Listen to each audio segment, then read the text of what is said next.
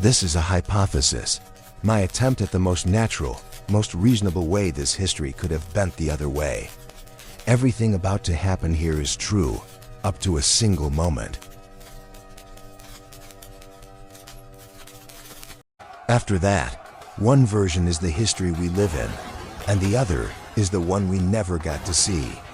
It is the morning of October 28th, 312.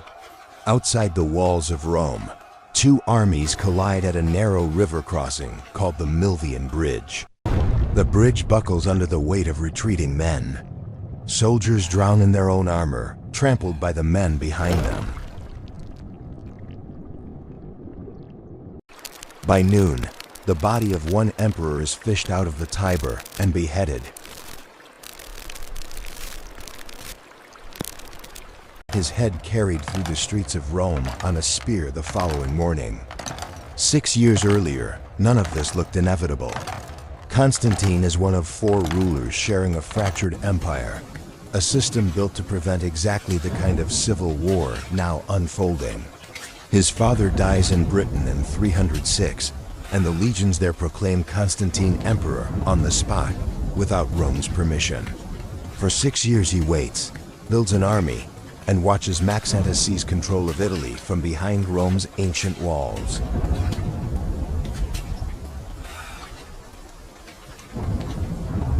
The cracks appear early. For nearly a decade, the empire has hunted down a small, illegal faith called Christianity, burning its scriptures and executing its priests in the worst persecution the movement has ever faced. Maxentius commands more troops, defends the best fortified city in the world, and has every reason to simply wait Constantine out behind those walls instead of fighting in the open. The turning point comes the night before the battle. Constantine later claims he sees a cross of light above the sun, with words that translate to, "In this sign, conquer." Whatever he actually sees, his response is strategic, not devotional. He orders his soldiers to paint a symbol on their shields, 2 Greek letters overlapping into the first letters of Christ's name. It is a gamble aimed as much at unsettling Maxentius's own Christian soldiers as at winning divine favor. The gamble works. Maxentius abandons the safety of Rome's walls and meets Constantine in the open field, and it costs him everything. His army breaks, the bridge collapses under the retreat, and Maxentius drowns. Within a year, Constantine legalizes Christianity across the empire.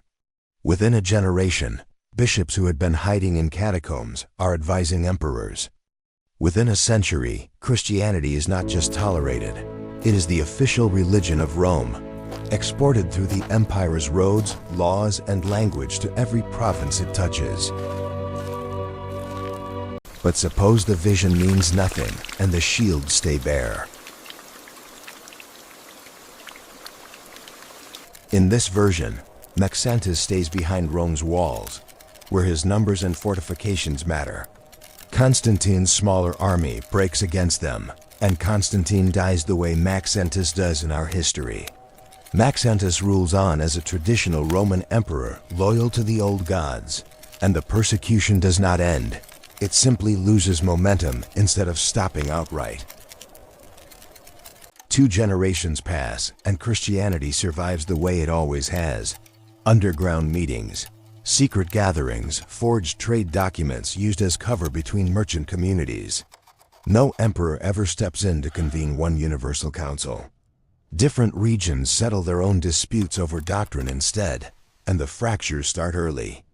The church in Alexandria teaches one version of core belief, the church in Antioch another, and with no imperial court to force a single answer, both versions simply continue side by side for centuries.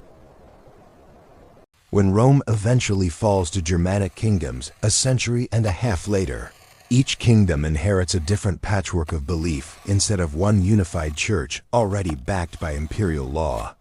Frankish rulers adopt one strand, Gothic rulers another, and conversion becomes a slower, more local process, often centuries behind where it happens in our history.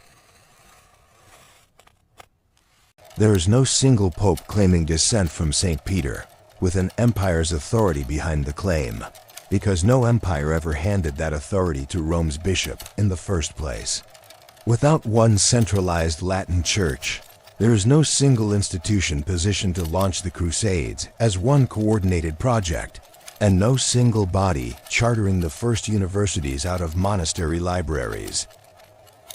By the time of the Renaissance, the picture looks different too. Without one church controlling Europe's intellectual life for 1,000 years, the great libraries of the Islamic world may end up the dominant force preserving and expanding Greek and Roman knowledge, and the center of scientific and philosophical influence across the Mediterranean shifts further east.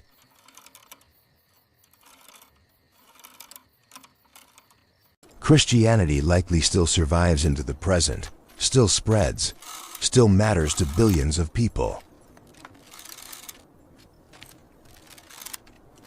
But it arrives at the modern world as one voice among several powerful religious and political centers, rather than the institution that writes Europe's laws, times its calendar, and shapes its art and architecture for the next 1,500 years. None of this happens, of course. The bridge really does collapse under Maxentius's retreat, and Constantine really does become the emperor who makes Christianity the religion of an empire. But the fork in that story is worth sitting with. For an emperor, it was one symbol painted on a shield the night before a battle he had no clear reason to win. For a faith, it was the difference between 3 more centuries in hiding and a single generation in power. For the rest of us, it is a reminder that the institutions we assume were always going to exist were once decided by a few thousand men on a collapsing bridge outside Rome. So what do you think? Does this version hold up? If you can imagine a more plausible way it could have gone, drop it in the comments below, and let's dig into it together.